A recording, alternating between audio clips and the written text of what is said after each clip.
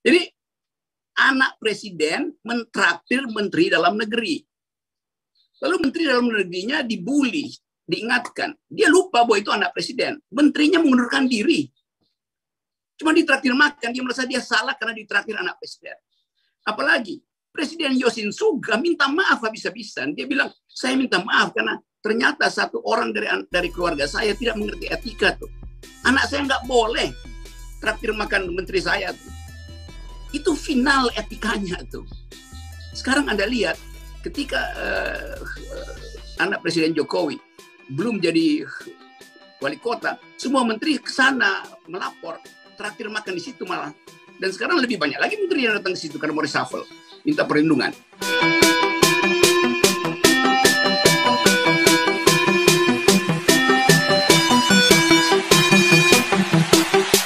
Bung Rocky, bagaimana Bung Rocky melihat tema kita pada malam ini? Yang pertama, dari sudut pandang akankah KPK akan mengusut ini ataukah mendiamkannya saja? Kemudian mungkin yang kedua, apakah menurut Bung Rocky memang bisnis yang dijalankan oleh dua anaknya Pak Jokowi selama ini itu memang masuk kategori ada punya potensi korupsi atau tidak? Bagaimana Bung Rocky melihat?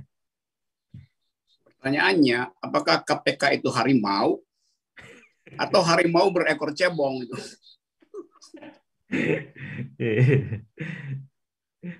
Jadi memang itu yang jadi incaran intipan politik publik hari-hari ini. Jadi kita mengintip sebetulnya apa yang terjadi di ruang KPK setelah Ubed keluar dari ruang tunggu itu. Kan itu pasti langsung heboh kan. Wah gila si Ubed nih. Berani betul dia. Jadi psikologi itu yang justru mesti kita bahas tuh. Apa yang terjadi 20 menit setelah Ubed lakukan konferensi pers di depan gedung KPK itu. Kita mau coba bayangkan misalnya seseorang, salah satu dari mereka merasa bisa nggak ini kita tutupi dulu dari pers. Tapi Ubed keburu ngomong ke pers tuh. Dia nggak bisa dibujuk tuh.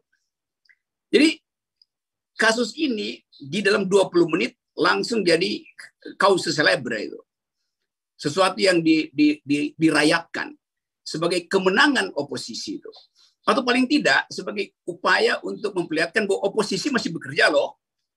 Jadi Ubed itu mewakili satu, tadi Ibu Bivitri menyebut istilah bagus, mewakili satu habitus, satu dimensi etik yang sebetulnya lalai dipertahankan oleh KPK. Dulu kita bayangkan KPK itu betul-betul adalah habitus etik. Karena kita bikin kontras etik dengan Orde Baru. Jadi itu institusi yang memang diaktifkan oleh ethical imperatif itu. Setelah itu dia di backup dengan kemampuan investigasi, hukum segala macam. Tapi lama-lama yang ada tinggal aturan-aturan. Ethical habitus etisnya itu hilang. Jadi itu yang orang uji sekarang sebetulnya. Apakah KPK masih bisa dinyatakan sebagai habitus etik atau sekedar lembaga teknik yang disubordinasikan pada presiden itu?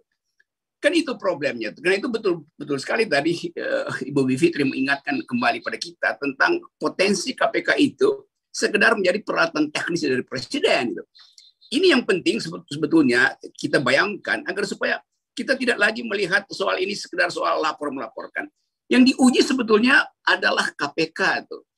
Oh, dia mampu nggak? Karena betul-betul ini menggemparkan betul karena langsung masuk ke dalam wilayah paling rawan dari syaraf kekuasaan. Tadi Ferry terangkan banyak contoh misalnya. Bagaimana sebetulnya aturan dasarnya adalah tidak boleh berbisnis kecuali ABCD.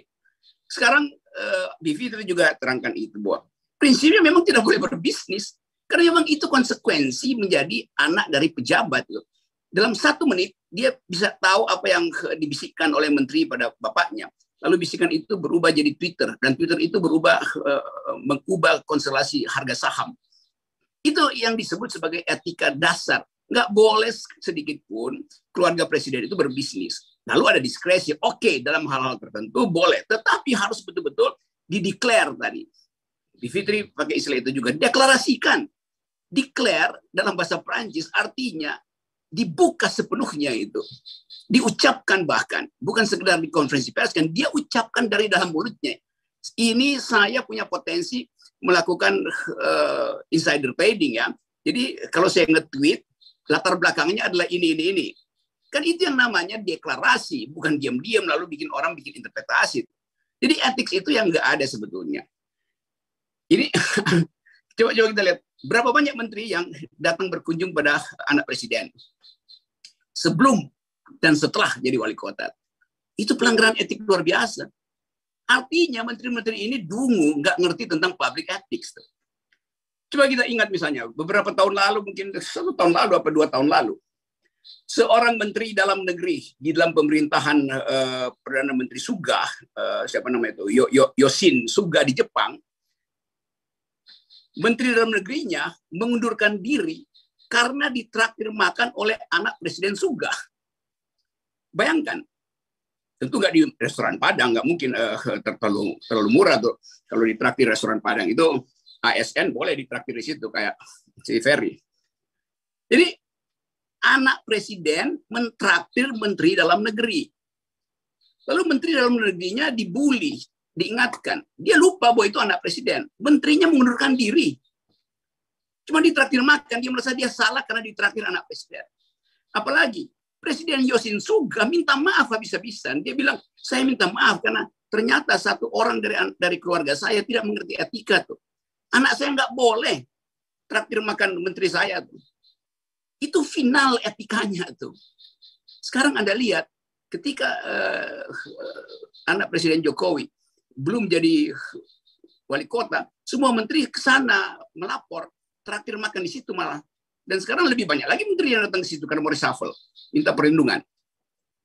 Jadi kita balik lagi pada etik itu. Nah, etik kedua adalah etik lapor melaporkan. Ubed adalah dosen sosiologi politik. Dia paham tentang sosiologi korupsi. Karena itu dia lakukan riset. Karena itu dia datangi KPK sebagai jalur formal untuk mengucapkan hasil temuannya. Jadi kalau ada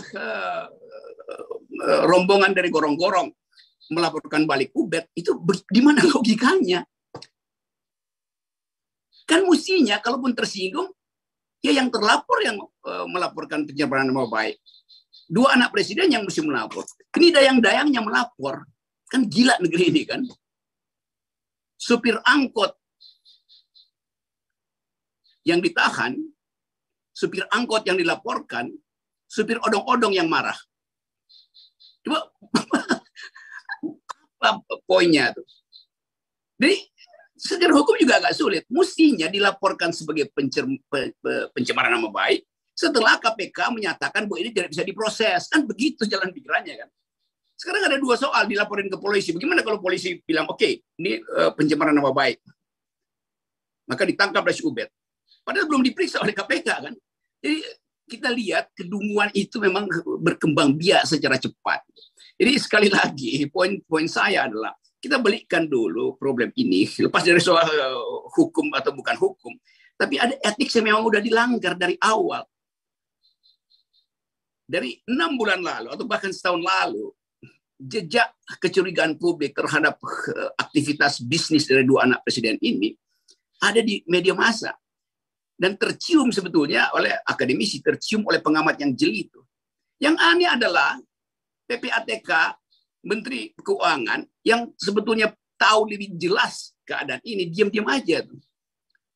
Jadi skandal ini sebetulnya juga bagian dari upaya kabinet menutup-nutupi pengetahuan mereka sendiri.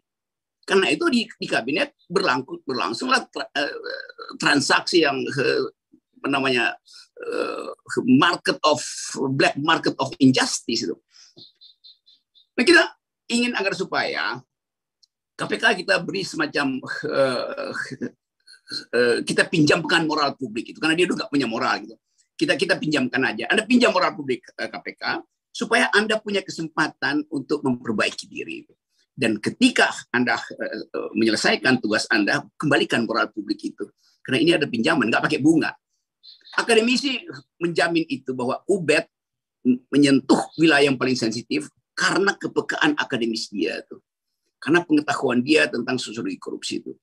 Bivitri, Ferry, datang dengan konsekuensi berhadapan dengan KPK dan mungkin juga lembaga-lembaga negara yang biasa memanggil mereka sebagai narasumber, mungkin akan ditegur diam-diam melalui cara yang sangat soft, membatasi undangan segala macam tuh karena diundang oleh PKS, dan PKS juga akan susah untuk transaksi lagi dengan kekuasaan karena kemungkinan ada reshuffle dan udah batal aja tuh seluruh niat PKS untuk mengintip politisi karena mengundang orang-orang gila hari ini.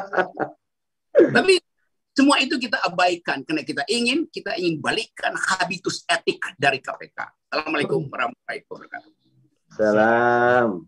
Keren. Ini pamungkasnya udah Ferry ke sesepuh kita, guru kita Bung Rocky Gerung. Aktivis itu. Pemangkas.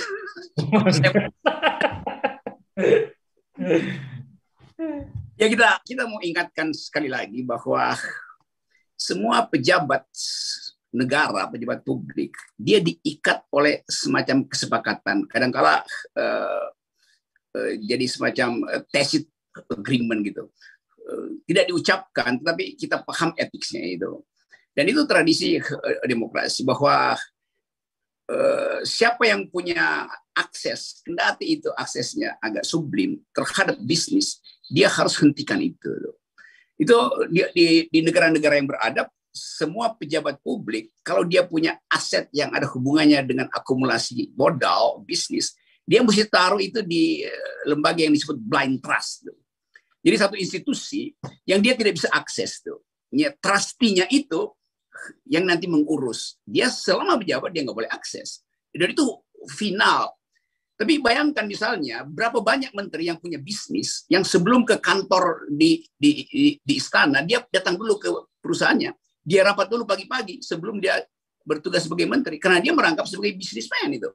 Jadi dia tidak mengerti bahwa hubungan antara politik dan informasi bisnis itu sangat rawan untuk dimanipulasi itu. Itu intinya. Jadi kita minta semua menteri itu masukin seluruh aset Anda ke dalam blind trust. Itu hukum etika dalam kekuasaan. Tapi ya udah, ini udah permintaan ini mestinya kita ucapkan sejak 7 tahun lalu tuh. Tapi udah terlambat, mau diapain lagi itu. Nah, ya itu KPK seperti lagi nunggang harimau KPK. Kalau dia turun dia dimakan oleh harimau. Kalau dia terus menunggang lama-lama dia jatuh juga tuh karena kecapean kan. Jadi dilemanya di situ tuh. Jadi nggak bisa lagi kita perbaiki. Jadi udah kita terima aja sebagai hal yang akan terjadi bahwa Ubed adalah semacam penanda zaman aja sebetulnya tuh. Bukan sebagai hero tapi memang dia akan dihadirkan oleh sejarah keubetan ubedness-nya, kita sebutnya ubedness. Keubetan itu. Jadi saya kira itu dan saudara Ferry, udah Ferry, silakan berkunjung ke Sentul. Tapi ada kembang yang patah tuh karena tadi gempa bumi, maka ada pot bunga saya yang rubuh dan pot bunga itu menyentuh bunga kesayangan saya. Bunganya namanya Clitoria ternatae itu. Ya, bunganya patah itu bunga keren biru. Tapi itu cuma bunga yang bisa saya rawat kembali itu. Yang bahaya kalau trustnya patah dan itu akan menyebabkan bangsa ini terpuruk di dalam kesengsaraan. Keren. Terima kasih Bu Rocky.